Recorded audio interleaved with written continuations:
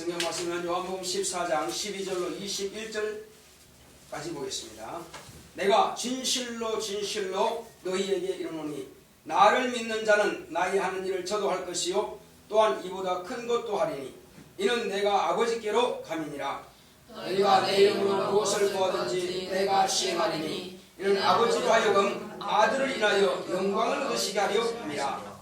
내 이름으로 무엇이든지 내게 구하면 내가 시행하리라. 너희가 나를 사랑하면 나의 계명을 지키리라. 내가 아버지께 구하겠으니 그가 또 다른 보혜사를 너희에게 주사 영원토록 너희와 함께 있게 하시리니 저는 진리의 영이라. 세상은 능히 저를 받지 못하나니 이는 저를 보지도 못하고 알지도 못함이라. 그러나 너희는 저를 아나니 저는 너희와 함께 거하시며 또 너희 속에 계시겠습니다. 내가 너희를 고아와 같이 버려두지 아니하고 너희에게로 오리라. 조금 있으면 세상은 나를 보지 못할 것이더요되 너희는 나를 보리니 이는 내가 살았고 너희도 살겠습니다. 그날에는 내가 아버지 안에 너희가 내 안에 내가 너희 안에 있는 것을 너희가 알리라.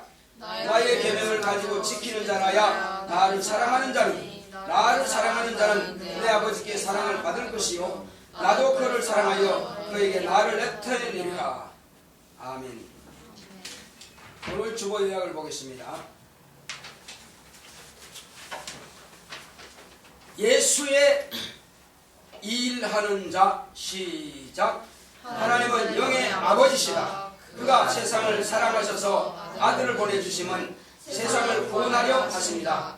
아들은 아버지의 이름으로 세상에 오셔서 그 이름으로 세상의 진리를 가르치시고 그 이름을 세상에 주시고 그 이름을 믿는 자는 무엇이든지 구하면 주가 시행하신다. 이것은 아들로 인하여 아버지께서 영광을 얻으시게 하려 합니다. 예수를 믿는 자는 예수님이 하신 일을 그도 할 것이며 이보다 큰 것도 할 것이다. 이는 주께서 아버지께로 가시기 때문이다. 그가 아버지께로 가시면 보혜사 성령님을 받아 우리 영혼에 부어주셔서 영원토록 우리와 함께 있게 하신다. 성령님이 오심으로 하나님의 권세를 주셨다. 그러나 세상은 능히 받지 못한다. 그는 진리의 영이라. 진리가 없는 세상은 성령을 받지 못한다. 예수님도 진리를 받고 성령님 하시자 하나님의 권능을 받고 하나님의 일을 하셨다. 예수님이 아버지께로 가시면 우리를 고아와 같이 버려두지 아니하시고 우리에게 오신다. 그날에는 주가 내 안에 내가 주 안에 있음을 안다. 예수의 계명을 지키는 자라야 주를 사랑하는 자다. 주를 사랑하는 자는 아버지께 사랑을 받을 것이요 주님도 그를 사랑하여 주님을 나타내신다. 예수는 성령으로 아버지의 사랑을 세상에 나타내셨고 우리에게도 성령을 받고 주의 계명을 지키라 하시니 계명을 지키는 자가 주를 사랑하여 주의 일을 하는 자다. 내 영혼아 예수의 사랑을 실천하자. 할렐루야. 하나님은 영의 아버지이십니다. 자, 우리 함께 하나님은 영의 아버지시다 한번 세 번 합시다. 시작. 하나님은 영의 아버지시다. 하나님은 영의 아버지시다. 하나님은 영의 아버지시다. 예, 그렇습니다. 우리 육체를 낳으신 육체의 아버지가 계시는가 하면은 또 우리 영을 낳으신 영의 아버지가 계십니다. 우리는 예수 그리스도께서 이 땅에 우리를 위해서 살을 찢으시고 피를 쏟으시고 모든 것을 다 내어주셨습니다. 그러므로 우리 주님께서 우리에게 일러주신 말씀은 내가 너희를 위해서 피를 흘리고 살을 찢어서 죽어서 내 몸을 다 너희에게 내놓으니 너는 나를 믿음으로 내 피와 내 살을 마시라, 내 살을 먹고 내 피를 마시라 하시는 것입니다. 과거의 양은 직접 그 피를 쏟아서 제단 뿔에 바르고 지성소에 뿌리고 했습니다. 그리고 그 고기는 제사장이 먹은 것입니다. 자, 그렇다고 해서 그 신영혼이 변화되는 것은 아닙니다. 그렇게 피를 뿌린다고 해서 이스라엘 백성들의 영혼의 죄가 사함받는 것은 아닙니다. 오직 그 제사는 무엇을 위해서 드렸느냐? 장차 너희들을 위해서 너희들의 영원한 지옥의 형벌을 면하기 위해서 하나님의 아들 죄 없는 의인이 오실 텐데 그 의인이 오심은 너희들의 죄가 사함받는다 하는 바로 그러한 의미가 있는 것입니다. 그런데 제사를 지내는 그 제사장도 제대로 알지 못했고 백성을 가르치는 서기관들도 제대로 알지 못하므로 막상 그렇게 선자와 율법에 기록된 그 메시아가 오셨을 때는 어떻게 했어요? 율법과 선자의 예언을 그들이 이해를 한 겁니까? 못한 겁니까? 하지 못했죠. 만약에 그들이 이해를 했다면 하나님의 아들을 죽이지 못했을 것입니다. 아, 저분이 메시아구나. 저분이 우리를 죄를 위해서 몰랐죠. 그러므로 그들은 죽였습니다. 물론 그것을 하나님께서 고의적으로 공개하지 아니하신 이유가 있습니다. 만약에 죽임당하지 않았더라면 여러분들의 죄가 사함받을 길이 있을까요? 없을까요? 그래서 이것은 감추어진 겁니다. 그리고 하나님의 아들은 천사들을 부리시고 명령하시고 천사들을 지배하시는 분이시기 때문에 당신을 돕게 하려면 얼마든지 도울 수 있습니다. 하늘에 있는 수억의 천사를 다 동원시킬 수 있습니다. 그렇지만 천사를 싹 다 회수시켜버립니다. 왜 그럴까요? 그것은 죽이는 자가 예수님을 잡아가도록 하기 위해서요. 그리고 재판하고 심판하고 할 때 천사들이 동원되면 안 되죠. 그래서 천사는 예수님을 돕지 못하도록 바꾸신 겁니다. 주님께서 회수시켜버린 겁니다. 그리고 이스라엘 백성들은 그를 마지막으로 팔고 죽여라 해서 결국은 죄 없는 의인이신 예수님께서 여러분과 저의 죄를 위해서, 저와 여러분들의 죄를 위해서 대신 죽임을 당하신 겁니다. 그러므로 오늘날 저와 여러분들이 은혜 받아 살게 된 것입니다. 지옥에 가지 않고 영원한 생명을 얻게 된 것입니다. 그래서 이것은 누구의 뜻입니까? 예수님의 뜻이요, 아버지의 뜻이요. 누구 뜻일까요? 아버지의 뜻입니다. 예수님께서는 지금 이 잔을 내 앞에 두고 있다 이거죠. 이 쓴 잔을 말이야. 너무 쓰리 쓴 잔을. 이 쓴 잔을 내가 할 수 있거든 내게서 지나가기 원합니다 했습니다. 그러나 이것이 아버지 뜻이 아니라 아버지께서 이 쓴 잔을 마시기 원하시면 아버지의 원대로 되기를 원합니다 그랬어요. 아버지께서는 침묵하신 겁니다. 그리고 결국 예수님은 그 쓴 잔을 마시게 되었죠. 그 쓴 잔이 뭐죠? 십자가 위에서 이제 죽음을 당하는 것입니다. 그냥 손과 발에 못 박힌 정도가 아니라 빌라도가 군병들에게 내어놓을 때 채찍으로 쳐라. 41대가 말 39대의 채찍을 온몸을 다 피투성이 되도록 쳤습니다. 그러므로 온 신에게 다 빠질 정도로 지쳐 있습니다. 그리고 십자가를 지워서 저 골고다 산 위로 끌고 갑니다. 다른 두 강도들도 같이 십자가를 지고 왔는데 그들은 자기 힘으로 치고 올라갔습니다. 그들은 채찍이 맞지 않았어요. 예수님께서 왜 채찍이 맞았을까요? 물론 이유는 간단합니다. 빌라도는 그 아내가 말이에요. 분명히 꿈에 저 의로운 사람에게 아무 짓도 하지 마시오. 아내가 자기 남편한테 이야기한 거예요. 빌라도는 총독입니다. 유대에 그때. 그 아내의 말을 듣고 두려워한 겁니다. 그래서 물어보니까 신문에 보니까 아무런 죄가 없다. 로마에 대한 어떤 죄가 없다 이거예요. 그래서 저를 놓기를 원한다 이거예요. 나는 여기서 아무런 죄를 찾지 못하겠다. 그래서 나는 놓겠노라 그러니까 아니라는 거예요. 저를 죽여야 된다. 십자가에 못 박고 죽여야 된다. 자, 그러면 그들의 마음을 좀, 유대인들의 마음을 좀 누구는뜨리고자 십자가의 죽음만 면하게 하기 위해서 내가 채찍에 때려서 놓게노라 한 겁니다. 그래서 채찍으로 때리라 그랬습니다. 아주 막 때리는. 그러면 이제 사람이 그래도 초죽음 될 정도로 맞았으면 좀 마음이 불쌍해지는 마음이 있을 거 아니에요, 그죠? 그래서 자, 이제 너희 왕이로다. 유대인의 왕이로다. 그때 뭐라 했습니까? 우리의 왕은 가이사밖에 없습니다. 로마 황제밖에 없다 이거예요. 자, 그러면 이 왕을 어떻게 하려? 십자가에 못 박혀 죽어서서 그 누가 그 말을 지켰느냐? 모두 다 대제사장과 이런 장로들이 제사장들이 그를 죽이라고 온 군중들에게 다 말을 해준 겁니다. 그러니까 군중들은 뭣도 모르고 그냥 시킨 대로 한 겁니다. 그래서 결국은 그는 내어준 바인 것입니다. 그래서 채찍이 맞은 겁니다. 그러나 성경은 뭐라고 합니까? 빌라도는 이방인으로서 이 율법을 모릅니다. 그렇지만은 성경 이사야서 53장 5절을 보게 되면은 그가 채찍에 맞음으로 너희가 나음을 입었도다. 그 말씀을 응하게 하기 위해서 두 강도는 안 맞았지만은 주님만 그렇게 맞은 겁니다. 주님께서 채찍에 맞은 것은 결국 우리의 병을 담당하기 위해서 채찍에 맞으셨다는 사실입니다. 그리고 이제 또 두 강도들은 가시를 엮어서 머리에 씌워주진 않았습니다. 그런데 예수님은 이제 그 당신의 피 묻은 옷을 그 위에다가 이제 머리 위에 나면은 홍포라고 하는 건 임금들이 입는 그 자색 옷이 있죠. 그것을 입혔습니다. 그리고 이제 군병들은 그를 아주 그냥 예를 갖춰서 절하면서 희롱합니다. 그럴 때 뭘 씌웠습니까? 임금이라면 머리에 쓰는 게 있잖아요. 관이 있죠. 멸류관이라고 있는데 그 관을 씌우는 것 대신에 뭘 씌워줬어요? 가시로 엮어갖고 머리를 푹 눌러 씌웠습니다. 어떻게 될까요?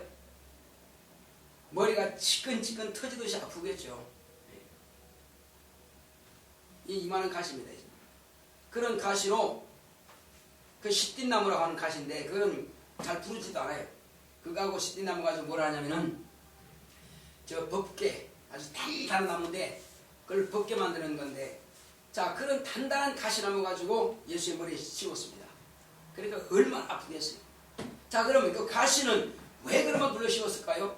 그들이 군병들이 생각할 때는 그냥 네가 왕이니까 왕도로 해봐라 하고 이제 오히려 이렇게 비꼬아서 희롱하기 위해서 그렇게 했지만은 사실은 이 과시를 쓴다고 하는 그 자체는 우리와 뭐와 연관되어 있느냐? 우리가 인생을 살다 보면은 골치 아픈 일이 한두 가지가 아닙니다. 여러분 공부 잘 돼요? 돼요 안 돼요? 공부가 재밌어요? 힘들죠? 그 공부하는 것, 가정사 또 학생들, 친구들과의 관계, 선생님과의 관계, 부모님과의 관계, 모든 관계와 관계성 속에서 머리 아프다 이겁니다. 그런 머리 아프고 골치 아픈 모든 것들을 주님께서 가져가시기 위해서 이와 같이 가시로 멸류관을 쓰신 겁니다. 모든 머리 아픈 사건들. 그래서 예수님께서는 그것을 다 가져가시고 이제 마지막으로 그 힘든 십자가를 지고 갑니다. 십자가가 그냥 짧은 게 아니요.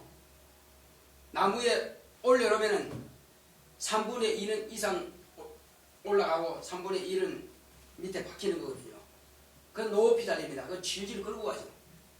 사람이 달릴 정도니까 또 얼마나 이게 굵겠어요. 그걸 버텨주는 나무니까 굵죠. 그 힘든 십자가를 지고 갑니다. 그것은 왜? 우리가 일평생 고난의 삶을 살 것을 주님께서 대신 그것을 지고 가신 거거든요. 그리고 마지막에는 십자가 위에서 달리는 것입니다. 손과 발에 못이 박힙니다. 그런데 왜 꼭 손과 발에 못을 박이는 십자가 죽음이냐 이겁니다. 이유가 있을까요 없을까요? 다 성경을 응하게 하는 것입니다. 창세기에 보게 되면은 자 창세기 3장에 보게 되면은 뱀은 여자의 후손에 발꿈치를 상하게 한다 그랬습니다. 그래서 손과 발에 못을 박는 거거든요. 발꿈치를 상하게 한다. 그리고 또한 모세가 이제 애국에 출애굽할 때 광야에서 이스라엘 백성들이 죄를 지으니까 하나님께서 불뱀을 광야에서 사막에 불뱀을 풀어가지고 막 백성들을 물에 죽입니다. 이때에 모세가 하나님께 엎드립니다. 하나님 이 백성들이 죽겠나이다. 불쌍히 여기서 엎드려 기도하니까는 모세야 너는 속히 장대 높이다가 저 구리뱀을 만들어서 달라 하나님께서 명하신 겁니다. 그래서 맨 끝에 십자가 만들고 위에다가 구리뱀을 만들어 달았어요. 그리고 누구든지 저 구리뱀을 보는 자는 이 불뱀에게 물렸을지라도 죽지 않고 살리라 한 것입니다. 뱀이 무는다고 하는 것은 독을 퍼뜨리는 거거든요. 자, 마귀가 뭐냐? 옛 뱀이라고도 하고 그리고 사단이라고도 하고 마귀라고도 하는 바로 이 우리의 원수입니다. 옛 뱀, 사단, 마귀. 그건 뭘 말하냐? 사단에게 사주를 받은 뱀이 여자를 유혹하여 죄를 짓게 만들었어. 결국은 누구의 죄를 인간이 받은 겁니까? 사단을 통해서, 사단이 뱀을 통해서 그 입으로 한 그 유혹을 받고 사람이 죄를 지었다 이 말이에요. 그러니까 사단과 뱀은 곧 하나와 같다 이겁니다. 그래서 사단의 사주를 받은 뱀에 의해서 인간이 당한 것은 뱀이 사람을 물어서 죽이는 그와 같다 이겁니다. 사단이 사주한 그 뱀의 유혹을 받은 것은 영혼에 죽는 것이고 또 불뱀에 물려서 이스라엘 백성들이 죽는 것은 육체가 죽는 거지만 그래서 모세가 나무에다가 구리뱀을 단 것은 이스라엘 백성들의 육체를 구원하기 위한 일이지만 하나님의 아들이 나무에 달리는 것은 우리의 육체가 아니 영혼을 구원하기 위해서 다른 것입니다. 물론 그가 채찍에 맞음으로 우리의 육체의 죄까지, 육체의 병까지도 그분이 담당하시죠. 그러므로 그분이 안 당하신 것이 없습니다. 다 당하신 겁니다. 그리고 창으로 옆구리를 찔렀다는 것은 우리 안에 있는 질병까지라도 밖에 외상이 아니라 안에 있는 질병까지라도 다 그분이 담당하신 것입니다. 그래서 예수님께서 모든 당하신 것은 우리를 전인구원인 것입니다. 그가 어렸을 때 30년 동안 가난하게 사신 것은 저와 여러분들의 그 가난을 친히 담당하신 겁니다. 우리를 부유케 하려 하시는 것입니다. 그래서 예수님께서는 그 모든 것들을 아버지께로부터 계명을 받아서 오신 것입니다.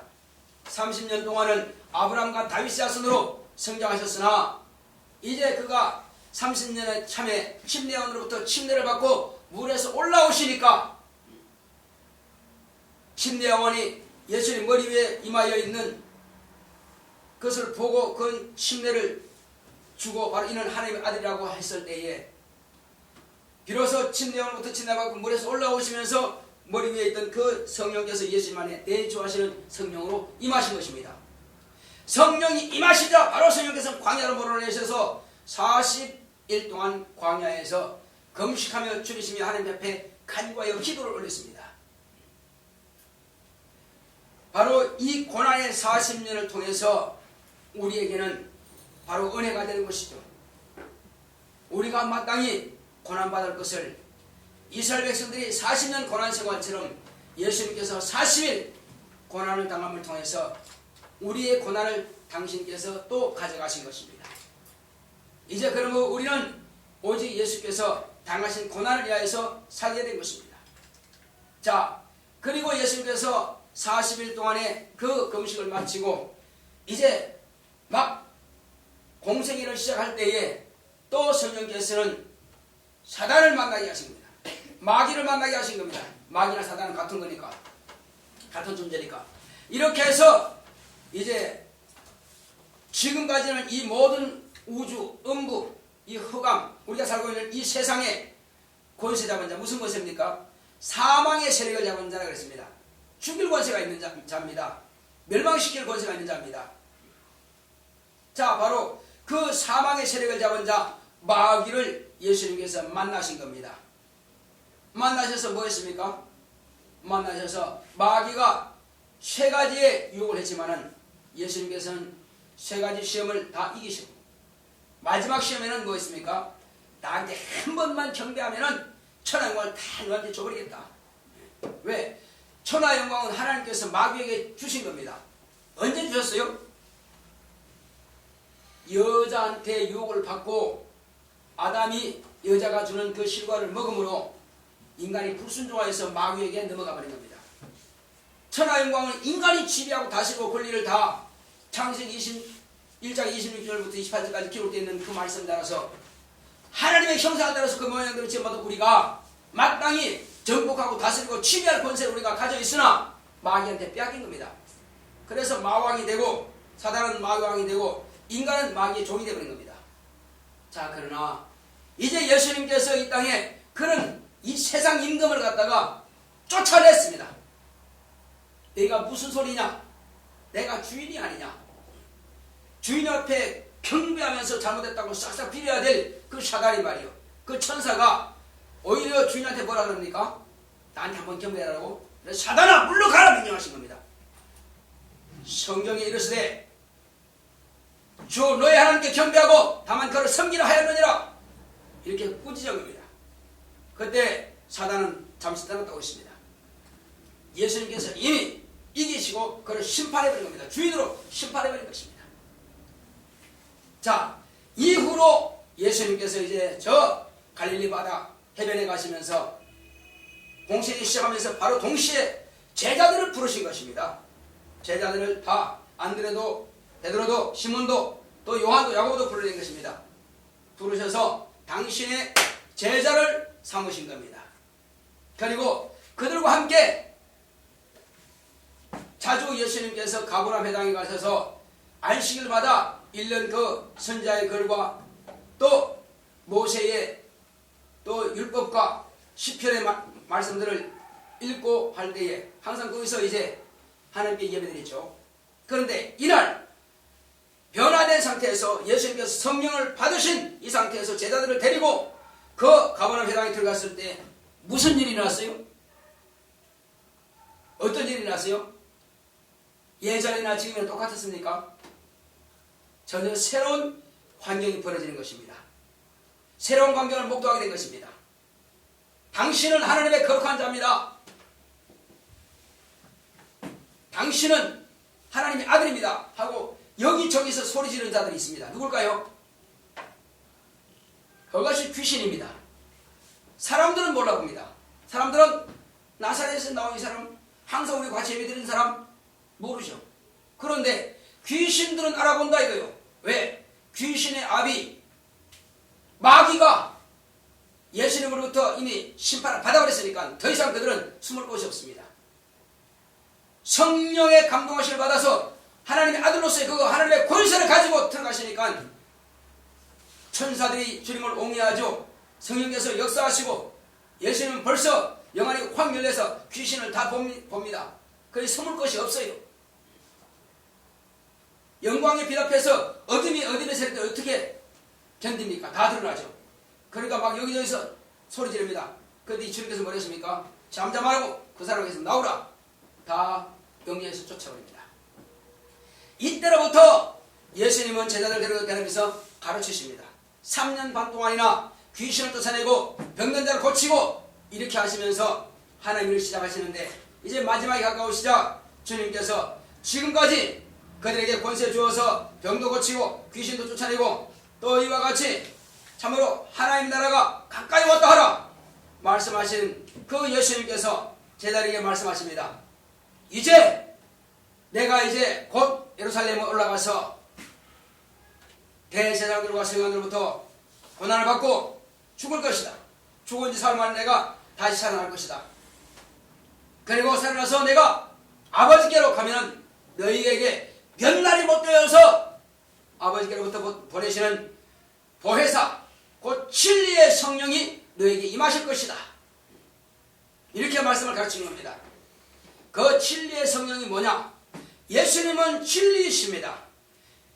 진리가 되신 예수님의 이름으로 오시는 분이 바로 진리의 성령이십니다.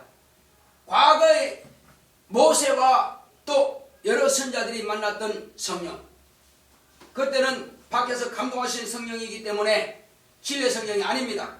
그들 안에 죄가 있기 때문에 성령을 모실 수가 없어요. 그들은 율법을 가르치고 율법을 또 장차 오실 메시아를 이렇게 소개하는 성령이 있었으나 이제는 바로 오신 예수에 대해서 피 흘리시고 고난당하시고 우리를 대속하신 바로 이 대속의 주를 변호하시는 보혜사 성령이 너에게 임하신다는 것입니다. 보혜사가 무슨 뜻이라고요? 보혜사는 곧 변호자라는 뜻이 있습니다. 보혜사는 변호자, 그리고 돕는 자, 또 무슨 뜻이 있어요? 위로자. 이 세 가지 의미가 있습니다. 이는 성령이 임하시면 권능을 받고 말씀하신 대로 성령이 임하시자 이제 제자들이 이 권능을 받게 되는 것입니다. 자, 그래서 예수님께서 미리 말씀하신 대로 말씀하신 것입니다. 그러나 이 성령은 세상은 저를 능히 받지 못하나니, 왜 세상을 받지 못할까요? 세상이라고 하는 것은 유대인들 외의 사람을 말씀하시는 것이 아니라 예수님을 믿지 않는 모든 사람을 말씀하시는 것입니다. 세상에 다른 말은 인간세를 말하는 거예요. 인간들이 살고 있는 이 땅 위에는 모든 사람들이 세상인 것입니다. 예수를 모르는 사람들은, 모든 사람들은 다 예수님을 죽인 사람이든 유대인들이든 아브라함의 자손들이 상관없습니다. 예수를 모르면 다 세상인 것입니다. 그들은 저를 받지 못한다 했습니다. 왜 받지 못한다고요? 진리가 없기 때문에 받지 못해요. 그러면 진리가 없는 곳에 뭐가 있는 것입니까? 거짓말이 있는 것입니다. 예수님을 모셔야 진리가 있고, 예수를 모셔야 은혜가 있고, 또 소망이 있고 생명이 있는데, 진리가 없으니, 사망의 세력을 잡은 자 속에 속해 있으니 어떻게 성령을 모실 수가 있겠어요? 거짓이 있는데 어떻게 모실 수 있겠어요? 은혜가 없고 용서가 없는 죄가 있는데 어떻게 오실 수 있겠어요? 그래서 세상은 능히 저를 받지 못한다. 그러나 너희는 너희에게 임하실 것이다. 임하시면 뭐 하신다고요? 그 진리의 성령이 오셔서 비로소 내가 말한 모든 것들을 너희에게 가르치시고 생각나게 하실 것이다. 자, 그리고 이것은 주님께서 말씀하신 대로 내가 아버지께로 가면 몇 날이 못 되어서 너희에게 다시 올 것이라 했습니다. 예수님께서 다시 오신다라고 하시는 것은 뭐냐? 성령께서 예수 믿는 그 영혼에 임하신다는 것입니다. 여러분들이 다 성령 받았잖아요. 이 말씀을 다 이해할 수 있잖아요. 그러나 성령을 받지 못한 자들에게는 이 설교가 참 어렵습니다. 깨닫지 못합니다. 성령을 받은 사람들은 많이 이해하기 쉽습니다. 그러면 이것을 풀어서 또 이렇게 비유를 할 수밖에 없어요. 그러나 여러분들에게 내가 쉽게 이렇게 말씀드릴 수 있는 것은, 여러분들은 이미 성령을 받았고 하나님의 자녀가 되는 권세를 가지고 있고 능력이 있고, 그렇기 때문에 이렇게 쉽게 말씀을 드릴 수 있는 거예요. 자, 그러므로 성령을 받은 사람들은 다 하나님의 자녀, 곧 하나님의 권세를 여러분들이 가지고 있다 이겁니다. 이 사람들은 이제 예수님께서 맡기신 일을 할 수가 있어요. 그리고 이 사람들은 비로소 예수님께서 가시고 나서 성령을 모시게 되면은 예수님께서 하신 일을 저도 할 것이요 말씀하신 겁니다. 그리고 예수님께서 내가 한 일을 저도 할 뿐만 아니라 내가 하지 아니한 일까지라도 더 큰 일도 능히 하리라 말씀하신 것입니다. 예수님께서 최초의 침례로부터 침례받고 모신 그 성령이나 저와 여러분들이 받은 그 성령입니다. 같은 동일한 성령입니다. 이겁니다. 그러므로 그 당시에 3년 반 동안에 그 능력을 다 볼 수는 없는 것입니다. 많은 역사를 하셨지만 다 볼 수는 없습니다. 그러나 이후로 2000년 동안에 하나님 앞에 뜻대로 쓰임받기를 원하고 진리의 말씀 따라 순종하기를 원하는 그 사람들 통해서 성령께서는 참으로 큰 역사를 이루신 겁니다. 전 세계가 복음화되는 일에 이와 같이 성령께서 역사하신 것입니다. 그러므로 저와 여러분들이 아무리 전도 많이 하고 아무리 크게 가르치고 열심히 일한다 할지라도 우리가 하는 것이 아니라 내 안에 임하신 성령께서 일을 하시는 것입니다. 그러므로 저와 여러분들은 오직 주님께서 우리에게 말씀하신 대로 성령을 받으라 하신 대로 성령을 받으셨고, 이제는 성령의 말하게 하심을 따라서 여러분들이 진리의 말씀을 담대히 증거하는 저와 여러분들이 되시길 예수 이름으로 축원합니다.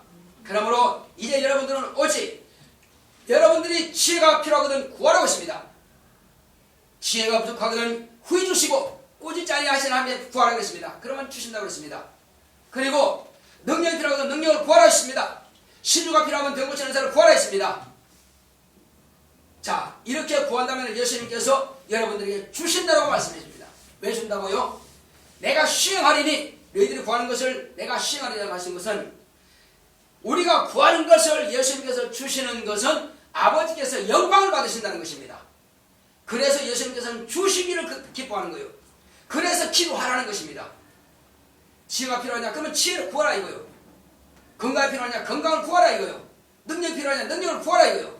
이것은 주님께서 구하는 자에게 주시기를 기뻐하신다. 왜? 아버지께서 영광을 받으시기 때문에. 자, 그래서 이것은 이제 예수님께서 말씀하신 것은 뭐냐?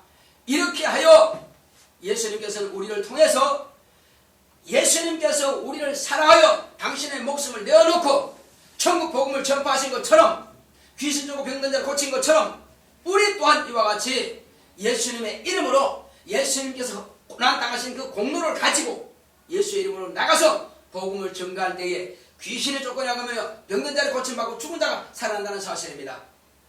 이것은 예나 지금이나 주님 다시 오실 때까지 항상 이루어지는 역사입니다. 여러분 두려워하지 마시고 염려하지 마시고 내게도 이런 일이 이루어질까 걱정하지 마시고 말씀 따라 순종하시기 바랍니다. 그럼 반드시 주님께서는 저 여러분들을 예수님의 일하는 일꾼으로 쓰실 것입니다. 할렐루야. 그래서 우리는 바로 예수의 일하는 자가 되어야만 될 것입니다. 예수의 일하는 자는 주님께서 반드시 능력을 공급해 주신다는 것입니다. 얼마든지 내가 쓸만한 능력을 주님께서 공급해 주십니다. 자, 우리 동그라미 마지막을 한번 읽어보시겠습니다. 동그라미 세 번째 동그라미. 자, 시작.